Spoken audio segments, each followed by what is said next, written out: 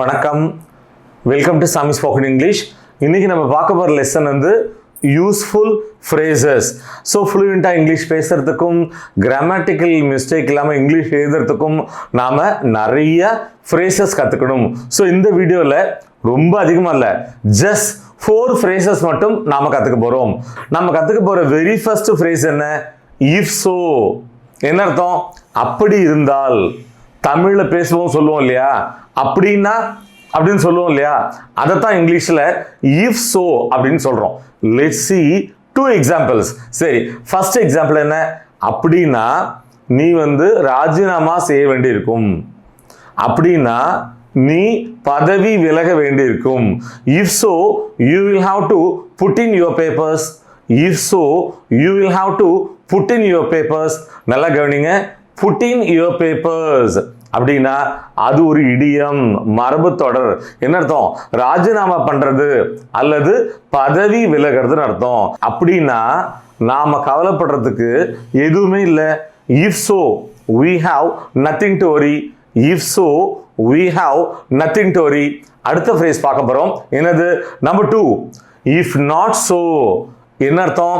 அப்படி இல்லை என்றால். பேச்சு தமிழில் என்ன சொல்லுவோம்? அப்படி இல்லைன்னா சொல்லுவோமா? அதை தான் இங்கிலீஷில் இஃப் நாட் ஸோ அப்படின்னு சொல்கிறோம். Let's see an example. அப்படி இல்லைன்னா நான் உன்னை சும்மா விட மாட்டேன். If not so I won't spare you. If not so I won't spare you. அடுத்த எக்ஸாம்பிள் பார்க்க போகிறோம். அப்படி இல்லைன்னா நான் என் தலையை மொட்டை அடிச்சுக்கிறேன். அப்படி இல்லைன்னா நான் என் பேரை மாற்றி வச்சுக்கிறேன்.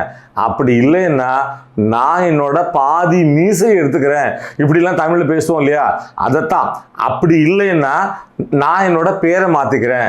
எப்படி சொல்கிறது? If not so I will eat my hat. If not so, I will eat my hat. So, I will eat my hat அப்படிங்கிறது ஒரு இடியம், மரபு தொடர். அதாவது ஒரு செயல் நடக்கவே நடக்காதுங்கிறத குறிப்பிடுறதுக்கு I will eat my hat அப்படிங்கிற ஃப்ரேஸை நாம பயன்படுத்துகிறோம். அடுத்து என்ன பார்க்க போகிறோம்? Number 3, even if so. என்ன அர்த்தம்? அப்படி இருந்தாலும் கூட.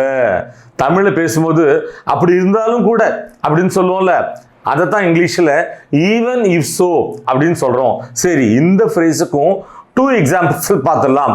நம்பர் 1, அப்படி இருந்தாலும் கூட நான் உனக்கு பணம் கடன் கொடுக்க மாட்டேன். Even if so I won't lend you money. Even if so I won't lend you money. நல்லா கவனிங்க, ஒரு 3 verbs வந்து நம்ம வந்து ரீகால் பண்ணிக்கலாம். என்னென்ன? கடன் வாங்கு, borrow. கடன் கொடு, lend. கடன் படு, ஓ. சரி, அடுத்த எக்ஸாம்பிள் பார்த்தலாமா? அப்படி இருந்தாலும் கூட அவ வந்து கொஞ்சம் கூட அசைஞ்சு கொடுக்க மாட்டா. Even if so she won't budge even an inch. Even if so she won't budge even an inch. So இந்த லெசனோட லாஸ்ட் லெக்குக்கு வந்துட்டோம். நம்பர் 4 என்னது? அது ஈவன் இஃப் நாட் ஸோ. என்ன அர்த்தம்? அப்படி இல்லைன்னா கூட.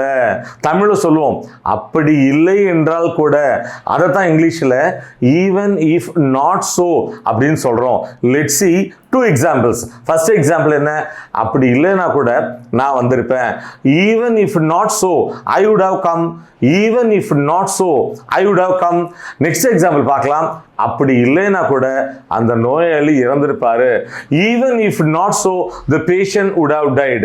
Even if not so the patient would have died.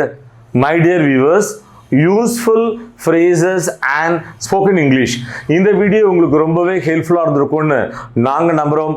மீண்டும் அடுத்த பாடத்தில் சந்திப்போம். தேங்க்யூ.